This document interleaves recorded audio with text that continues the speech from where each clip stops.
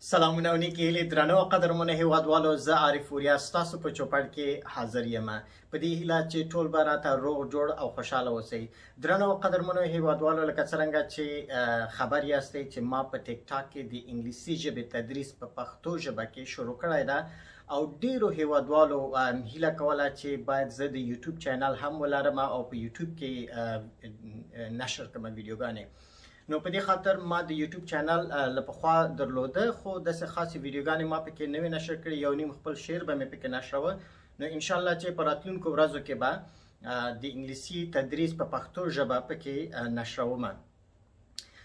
مخکې له دې نه چې تدریس شروع کړم، زه فقط منتظر یم د ځینو موادو دپاره چې هغه تخته ده او مارکر او دغه شیان دي چې د صنف په شکل باندې به انشاءالله تاسو ته زه وړاندې کوم، تر څو هر یو زموږ افغان رور یا خور چې په کور کې ناست هم وي، د تلویزیون له لارې نه، د تلیفون د لارې نه یا د ټابلیټ د لارې نه کولی شي چې انګلیسي زده کړي.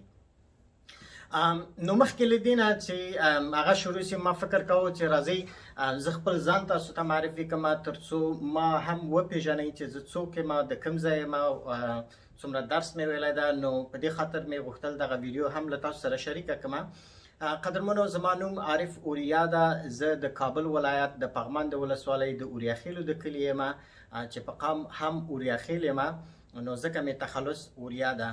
زه تقریبا د 9 کالو په عمر کې پاکستان ته مهاجر شوی وم، چیرته چې ما خپل درسونه سر ته ورسول. هلته ما درس ویلی، ورسره مې د انګلیسي کورسونه ویلي چې د 14 کالو په عمر کې زه د انګلیسي معلم سوم. زیات دوستان مې چې پیژني د پېښور نه یا په افغانستان کې چې دي یا دلته په خارج هیوادونو کې چې دي، زما ډېر زیات شاګردان دي، هغوی ما پیژني چې په پېښور په بورډ بازار کې ما د انګلیسي کورسونه درلودل چې زیات شمېر خویندې او وروڼې به راتلل او هلته به یې له موږ څخه د انګلیسي درس زده کوه. ورسره ما خطاطي او لوحه‌نویسي هم کوله. نو خطاطي سره مې ډېر زیات شوق و او ورسره مې شعرونه هم لیکل چې بیا په ځینو اخبارونو کې لکه وحدت اخبار شو، سحر اخبار شو، د ځینو اخبارونو کې به زما یو نیم غزل نشرېده. او بیا چې کله د هغې ځینه زه رامهاجر شوم، راغلم کاناډا ته. زه په 2002 کال کې کاناډا ته رامهاجر شوم.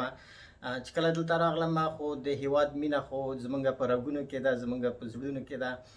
نو ما غوښتل چې د خپل هیواد او هیوادوالو سره مرسته ونه سپموم او له لرې نه وکولی شم چې فکر مې کوو چې زه څه کولی شم چې د خپل هیواد او هیوادوالو سره خپلې مرستې ته دوام ورکړم. نو بیا ما یو څو کتابونه ولیکل، څو انګلیسي ډکشنریانې ما ولیکلې د هیوادوالو لپاره چې زه به انشاءالله تاسو سره شریکې کړم، درته وبه یې ښیم چې کومې ډکشنریانې ما لیکلي دي. د شعر کتاب ما چاپ کړ د اوښ عامل په نامه باندې. قدرمنو، دغه وړوکې جیبي ډکشنري ده، د قاموس انګلیسي پښتو قاموس په نامه باندې جیبي ډکشنري وه چې دا ما ولیکله. ورسره یو بله وړه ډکشنري وه، قاموس چې دا هم د عارف قاموس په نامه باندې انګلیسي پښتو او دري د خپلو دري زبانو ورونو دپاره هم ما دا ولیکله. ورسره دغه بل قاموس و چې د عارف قاموس په نامه باندې انګلیسي پښتو او دري د تلفظ سره، دا هم ما ولیکله. بیا دغه بل ستر قاموس ده، دا هم د عارف په نامه باندې انګلیسي او پښتو قاموس ده چې ما دا ولیکه. او دغه زما د اوښ کامل کتاب و، دا یې دویم چاپ و. لومړی چاپ یې هم زه تاسو ته درته وښیم. دغه لومړی چاپ و چې کله چاپ شوی، زیات دوستانو په ټیک ټاک کې راته پیغامونه کړي وو چې هغوی لوستلی ده، ورسره ډېره زیاته مینه یې درلودله. بل دغه ستر کتاب ده، ډکشنري ده چې د عارف قاموس په نامه باندې د انګلیسي پښتو ډېر زیات لغتونه دي پکې، دا هم ما چاپ کړه. او یو بل کتاب چې اوس راسره نشته دغه مهال، د انګلیسي ژبې خبرې اترې دي چې روزانه انګلیسي کې کومې خبرې کېږي، هغه هم ما چاپ کړه او زیاتو هیوادوالو ترېنه ګټه اخیستې وه په هیواد کې، خصوصا هغه وروڼه چې ترجمانان وو ما ته یې پیغامونه راولېږل او ویل چې ډېره زیاته ګټه یې ترېنه اخیستې ده. ورسره دلته په کاناډا ته چې زه کله راغلم، نو ما خپل درسونه دلته هم ادامه ورکړه او دلته مې درس وویلې. ماشاءالله اوس په یو ستره کمپنۍ کې د منیجر په حیث باندې کار کوم او ډېر زیات کارګر دي چې تر لاس لاندې مو کار کوي. نو زه شکر وباسم الحمدلله چې ما کوم زحمتونه ویستلي وو هغه بې ځایه لاړه نه. او یو بل شی به نه پیږم تاسو ترې خبر یاستئ یا به نه یاستئ خبر. ما په فلمونو کې هم کار کړی ده، د فلمونو سره مې ډېره زیاته مینه او علاقه وه. یو فلم چې ډېر زیات مشهور شوی ده او ماشاءالله د کوالټي له نګاه نه ډېر زیات عالي کوالټي لري، د حسن فلم په نامه باندې چې په یوټیوب کې لینک شته ده، دوستان کولی شي چې وی ګوري. ډېرو به کتلی وي. په حسن فلم کې ما کار کړی ده او 2 لنډ فلمونه دي د فرماټه په نامه باندې. فرماټه یو فلم ده چې هغه هم دلته په کاناډا کې تقریبا په 1400 کاناډایي فلمونو کې اول مقام واخیسته او ډېر کامیاب و.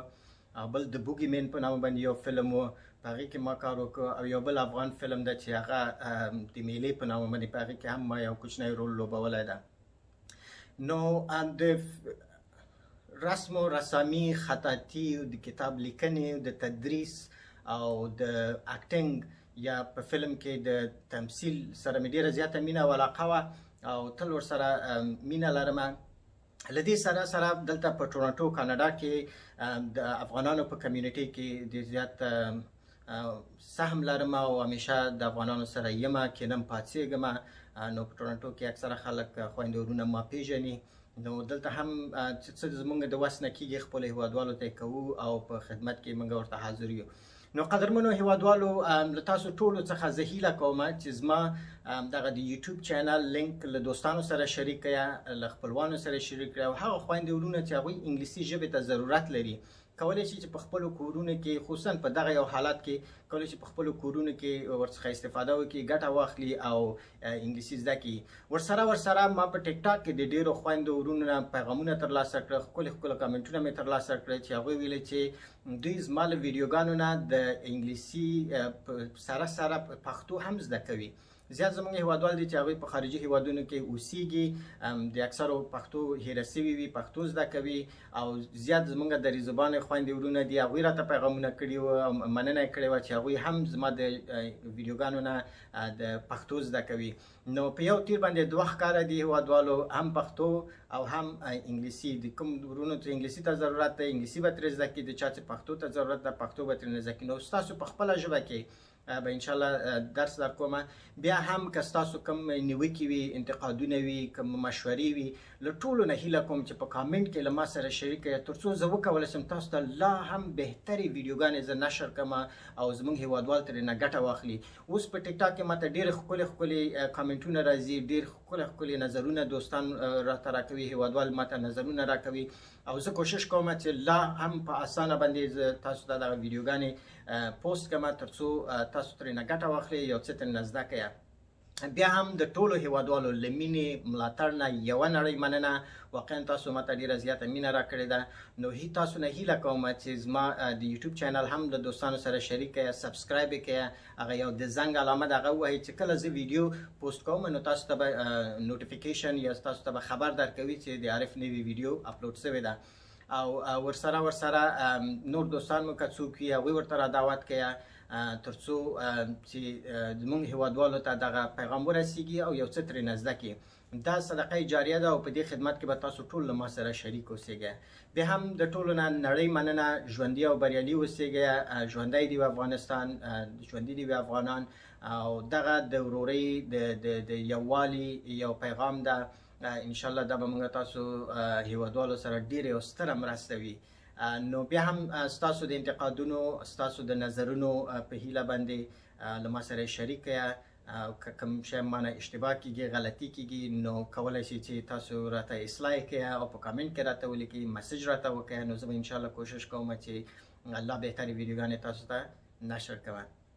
نو انشاءالله منتظر اوسئ چې کله زما مواد راورسیږي نو د انګلیسي درس به شروع کوم او د ابتدا نه به شروع کوم، د صفر نه شروع کوم. ځینې دوستان به وي چې د هغوی سویه به جګه وي ترېنه، خو خیر ده صبر وکړئ. نو ورو ورو به انشاءالله انګلیسي د الفبا نه به شروع کوم، د انګلیسي ګرامر او روزانه چې کومې خبرې اترې دي په دې باندې به غږیږو او دا به تدریس کوم تر څو چې زموږ هغه هیوادوال چې ورته ضرورت لري ښه ورباندې پوه شي. بیا هم له تاسو نه مننه کوم. وخت مو زیات نه نیسم. ژوندي او بریالي اوسئ. د خدای په امان.